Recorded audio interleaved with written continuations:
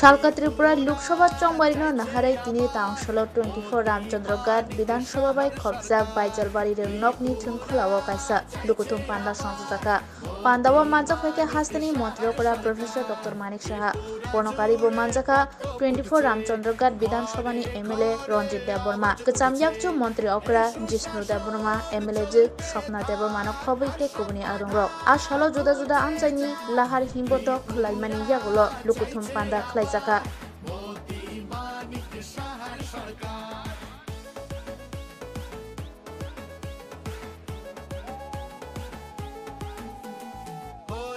বঞ্চনার প্রতিকার বুঝে নিয়েছি অধিকার নতুন সুযোগ নতুন আশা। আমার সামনে ভারতীয় জনতা পার্টি আইপিএফটি এবং তীব্রামতার বিভিন্ন স্তরের যারা কার্যকর্তাগণ আছেন, মা ও বোনেরা আছেন এবং মিডিয়া বন্ধুরা, সবাইকে আমি এখানে উপস্থিত থাকার জন্য হার্দিক অভিনন্দন ও শুভেচ্ছা জানাচ্ছি। এখানে বিস্তারিত আলোচনা হয়েছে। আমরা জানি যে আগামী 26শে এপ্রিল, এখানে বারবার আমার পূর্ব বক্তারা বলেছেন 26শে এপ্রিল আমাদের পূর্ব আসনের যে সংরক্ষিত আসন, সেই আসনের নির্বাচন। সেই নির্বাচনে আমাদের রাজ পরিবারের রাজকন্যা মহারানী কৃতি সিং দেববর্মা মহোদয়া ভারতীয় জনতা পার্টির পদ্ম চিহ্নে ওনাকে মনোনয়ন দেওয়া হয়েছে। সমর্থন জানিয়েছেন আইপিএফটি এবং তীব্রামতা। এবং আমি নিশ্চিত যে আগামী দিন 26শে এপ্রিল আপনারা এখানে যারা উপস্থিত আছেন এবং এই যে রামচন্দ্র ঘাটের সমস্ত জনসাধারণ সকাল সকাল গিয়ে বুতাম টিপে উনাকে বিপুল ভোটে আপনারা জয়যুক্ত করবেন, এটা আমি নিশ্চিত। আমরা সবাই জানি যে প্রায় 97 কোটি মানুষ এবারের এই ভোটে অংশগ্রহণ করবে। সেই জায়গায় ত্রিপুরাতে যে গত 19শে এপ্রিল যে নির্বাচন হয়ে গেল, আপনারা ইত্য বছরে নিশ্চয়ই জেনেছেন যে সারা ভারতবর্ষের মধ্যে আমাদের জনসাধারণ এতটাই সচেতন যে সারা ভারতবর্ষের মধ্যে এই পশ্চিম আসনে সারা ভারতবর্ষের মধ্যে প্রথম স্থান দখল করেছে মতদানের দিক দিয়ে 81%-এর উপর, আপনারা সবাই দেখেছেন। এবং আমি নিশ্চিত যে আগামী দিন একটা হেলদি কম্পিটিশন এই পূর্ব আসনের বেলায় হবে, আমাদের মধ্যে কম্পিটিশন হবে। যারা মতদান এই পূর্ব আসনে দিতে যাচ্ছে তাদের মধ্যে কম্পিটিশন হবে যে আমরা আরো কত বেশি সকাল সকাল গিয়ে এই 26শে এপ্রিল সেই যে ভোটদান কত বেশি আমরা দিতে পারি। আমাকে অনেক সাংবাদিক জিজ্ঞেস করেন যে আপনার কাছে চ্যালেঞ্জ কি, আপনাদের কাছে চ্যালেঞ্জ কি। আমি বারবার বলি আমাদের কাছে চ্যালেঞ্জ একটাই, কত পার্সেন্টেজ আমরা আরো বেশি পাবো তার চ্যালেঞ্জ। বন্ধুগণ, মোদিজি বারবার বলছেন, মোদিজি কি বলছেন, উনি বারবার বলছেন যে मैं গ্যারান্টি लेता हूं, আমি গ্যারান্টি দিচ্ছেন সব বিষয়ে।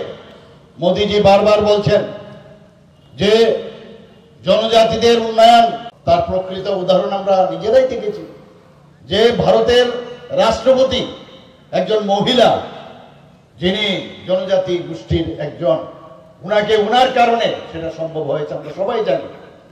আমরা মাননীয় প্রধানমন্ত্রীজি ভগবান বিরসা মুন্ডার যে 15ই নভেম্বর সেই দিনটিকে জনজাতিদের উন্নয়নের কথা চিন্তা করে সেই 15ই নভেম্বর সেটাকে আমরা সবাই জানি যে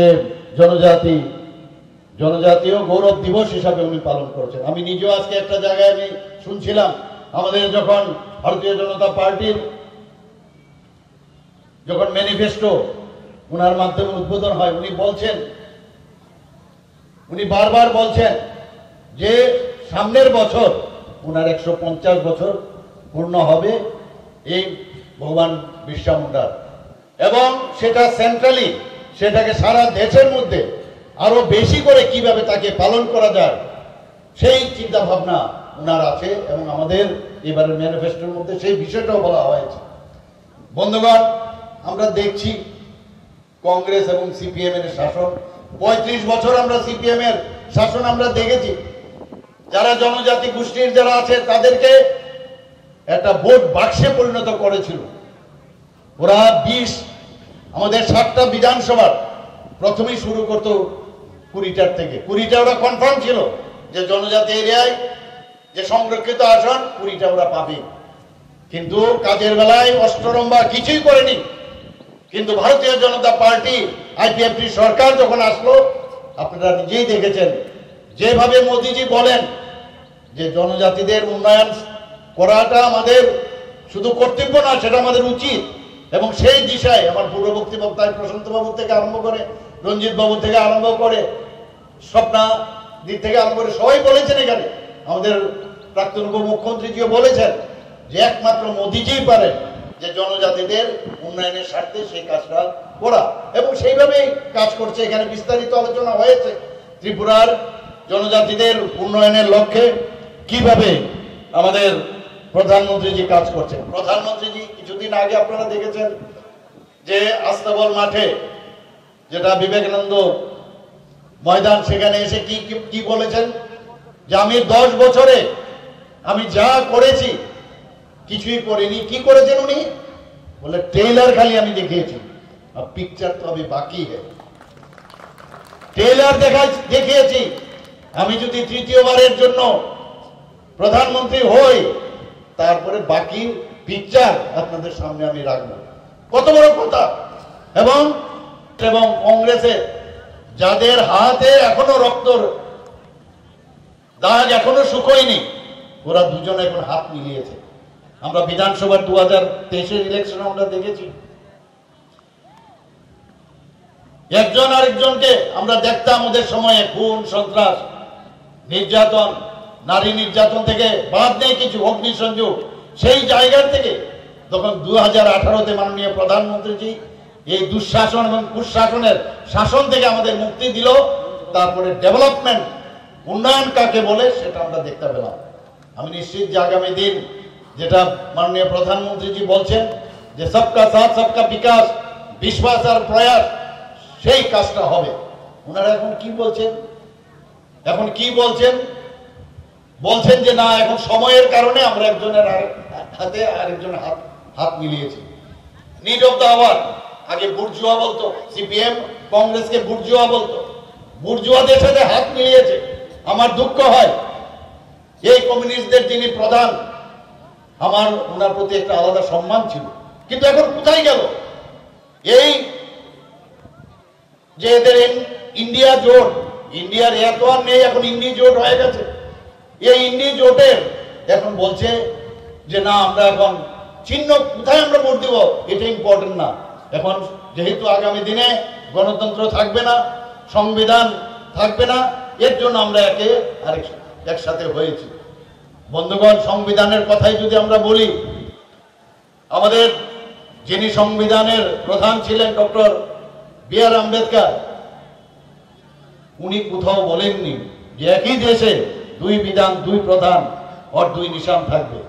তাহলে মাননীয় প্রধানমন্ত্রীজি 370 ধারা যখন বিলোপ করলো, তো উনি তো সংবিধান বাঁচিয়েছেন, কোথায় সংবিধান নষ্ট হবে? এক জায়গায় বলা হয়েছে যদি ডক্টর বি.আর. আম্বেদকর এখন নিজেও ফিরে আসেন আর উনি যদি চান সংবিধান পরিবর্তন করবে, সেটাও সম্ভব না।